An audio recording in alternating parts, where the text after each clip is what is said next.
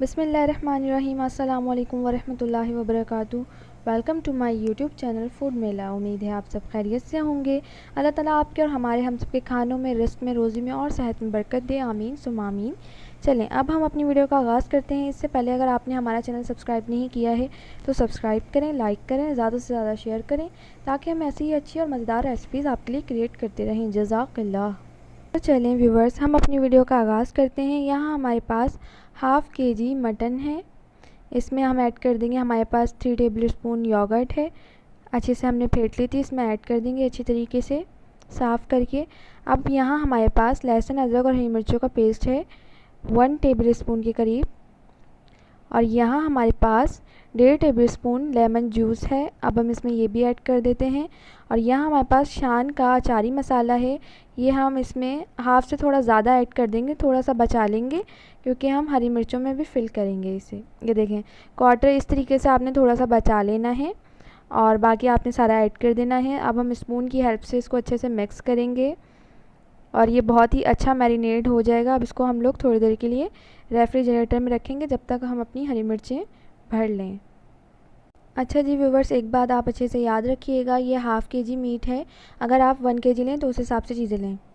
अब यहाँ हम कटोरी में जो हमने मसाला बचाया था वो ऐड कर देंगे और इसमें लेमन जूस ऐड करेंगे। लेमन जूस इतना ऐड करना है आपने कि ये मसाला अच्छे से जो है मिक्स हो जाए, ना ज़्यादा लिक्विड हो और ना ज़्यादा जो है हार्ड हो।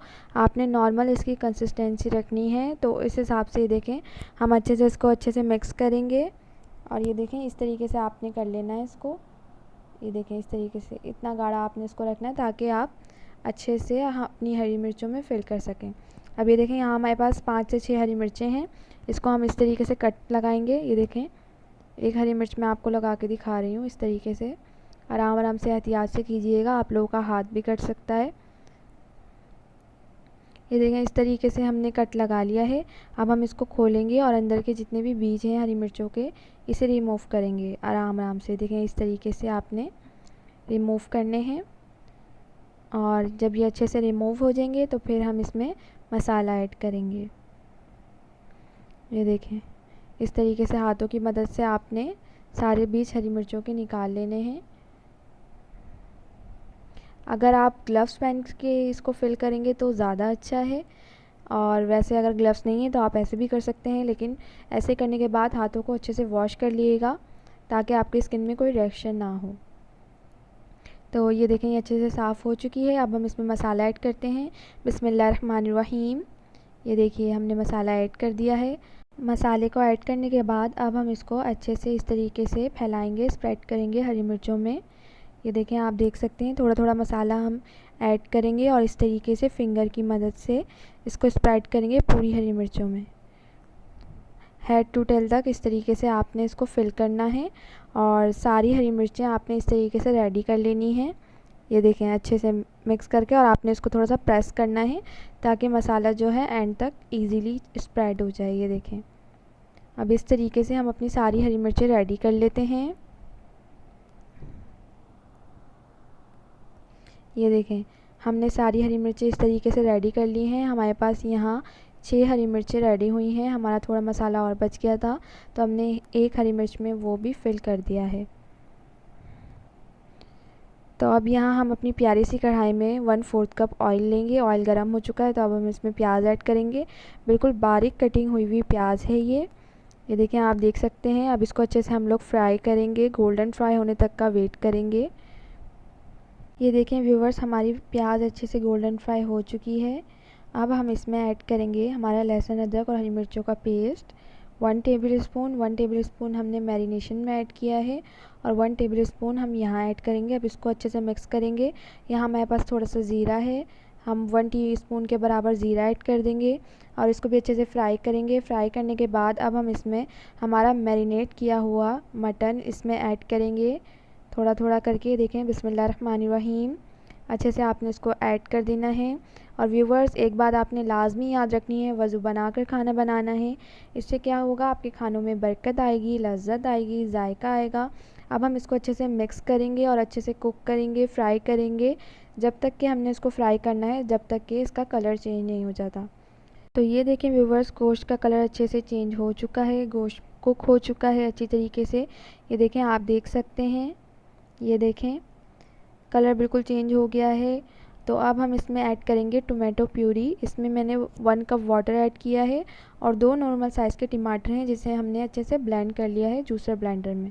अब हम इसको अच्छे से मिक्स करेंगे और अच्छे से इसको 5 से 10 मिनट के लिए भूनेंगे ताकि इसका जो है मसाला सारा अच्छे से भुन जाए जो हमने इसमें ऐड किया है।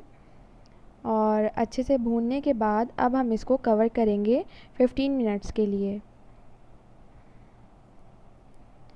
तो 15 मिनट्स हो चुके हैं। तो अब हम आपको इसके लुक दिखाते हैं। ये देखें माशाल्लाह अल्हम्दुलिल्लाह कितना अच्छा हमारा सालन बनके रेडी हुआ है। अचार गोश्त फ्राई कढ़ाई आप देख सकते हैं, कितने मज़ेदार फ्राई कढ़ाई, कितनी जल्दी कितने कम टाइम में आप इजीली बना सकते हैं।